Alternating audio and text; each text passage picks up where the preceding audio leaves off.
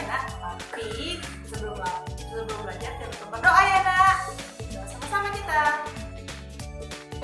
Oke Naomi, hari ini kita belajar mengenai menghargai hak pribadi orang lain dan pekerjaan orang lain di halaman 24 ya nak.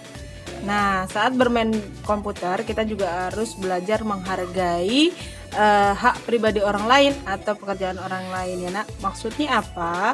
Nah, di sini maksudnya anak Umi itu tidak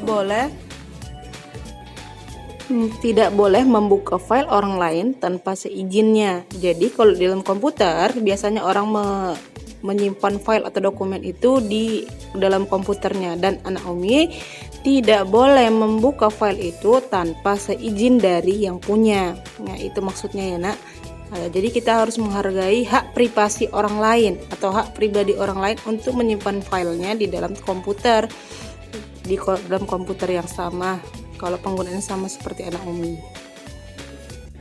Nah, yang kedua, jangan berebut ketika menggunakan komputer atau barang yang digunakan bersama. Contohnya ini komputer di rumah anak Umi, komputer atau laptopnya cuma satu, dan itu digunakan oleh abang dan kakaknya. Jadi anak Umi ketika ingin menggunakan tidak boleh berebut barang atau komputernya ya nak. Jadi penggunaannya itu harus bergantian. Nah, itu maksudnya ya nak. Artinya tidak boleh berebut menggunakan komputer.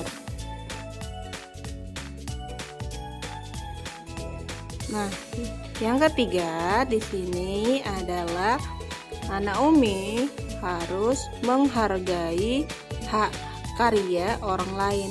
Jadi ketika ada seseorang ingin membuat suatu karya di dalam komputernya, apapun karya yang dihasilkannya jangan diejek atau dihina. Jadi anak Umi itu juga harus belajar menghargai apa yang orang lain buat. Nah, belajar menghargai karya orang lain, gitu maksudnya ya nak.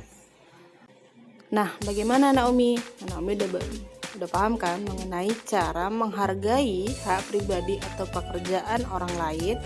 Nah, kesimpulannya di sini yang pertama, anak Umi harus meminta izin saat meminjam komputer, apalagi jika ingin melihat file di komputer tersebut. Nah, yang kedua, tidak berebut komputer, contohnya ketika ada di lab sekolah. Nah, yang ketiga, hargailah karya orang lain dengan memberikannya pujian agar dia tetap semangat membuat karyanya, gitu ya Naomi. Nah, Naomi udah paham kan mengenai cara menghargai.